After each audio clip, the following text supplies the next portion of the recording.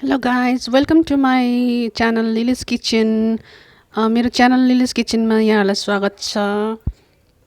म आज पकोडा बनाउन गइरहेको छु। प्याज, आलु र खुर्सानीको पकोडा चियासँग एकदम मिठो हुन्छ यो। यसको लागि मैले इन्ग्रेडियन्ट्स यहाँ लिएको छु। प्याज 3टा मिडियम साइज अनि आलु 3टा ठुलो ठुलो मजाले सानसानोमा काटेको अनि प्याजलाई यसरी काटेको छु मैले।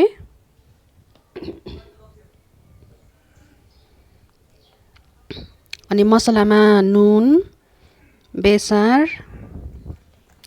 रातो खुर्सानी र जिरा ठुलो,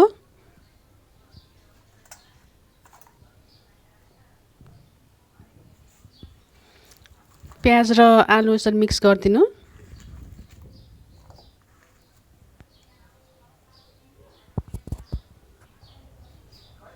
अनि बेसन 1 कप मिक्स गरिदिनु।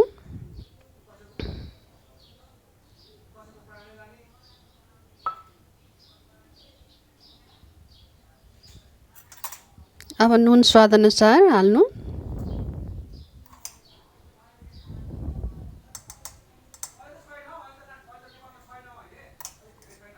बेसार अलिकति हाल्नु अनि रातो खुर्सानी अलिकति हाल्नु 1 चम्चा अनि जिरा आधा चम्चा हाल्दिनु। अब थोरै पानी हालेर मिक्स गरिदिनु यसलाई। पानी बढी हाल्नु हुँदैन किनभने यो फेरि पातलो हुन्छ। पानी मैले बढी हाल्दा पानी हाल्नु परेको थियो।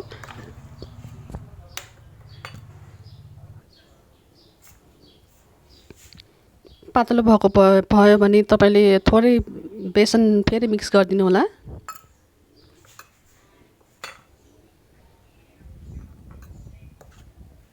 अब यसलाई राम्रोसँग चलाउनु पर्छ, यसलाई मिक्स गरिदिनु पर्छ, राम्रोसँग मिसाउनु पर्छ।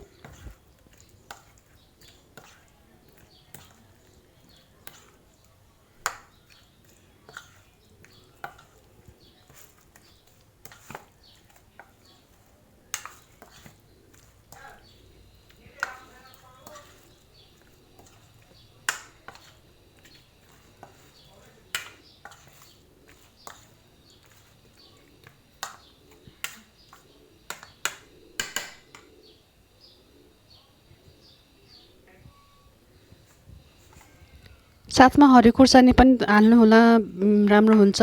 यसलाई खुर्सानीले चिरा पारेर पाल पारेर हाल्नु होला किनभने तेलमा त्यो पड्किन सक्छ, त्यही भएर मिक्स गरिदिनु होला सबै।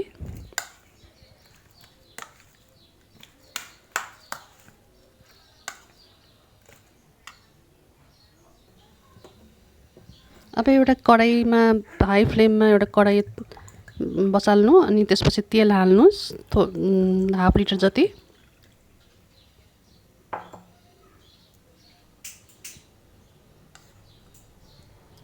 तेल तातिसकेको छ। अब एउटा गरी आलु, प्याज र खुर्सानी फ्राई गर्दै जानु होला।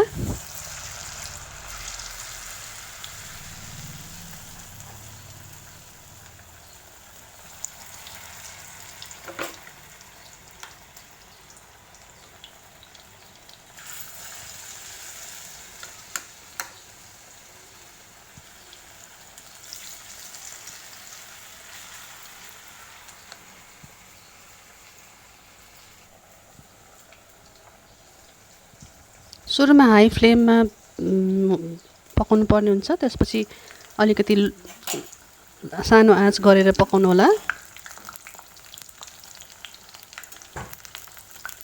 त्यसपछि 2-3 मिनेट पछि पल्टाइदिनु होला। त्यसपछि गोल्डन ब्राउन हुनुपर्छ यो पकोडा।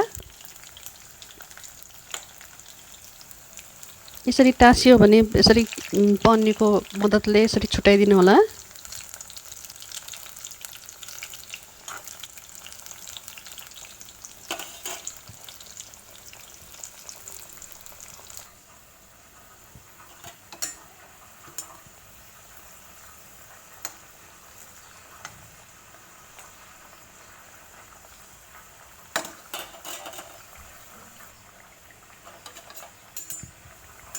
यसरी दुवै साइड 5-6 मिनटसम्म पकाएपछि यो रेडी हुन्छ। यसरी निकालिदिनु होला यसरी।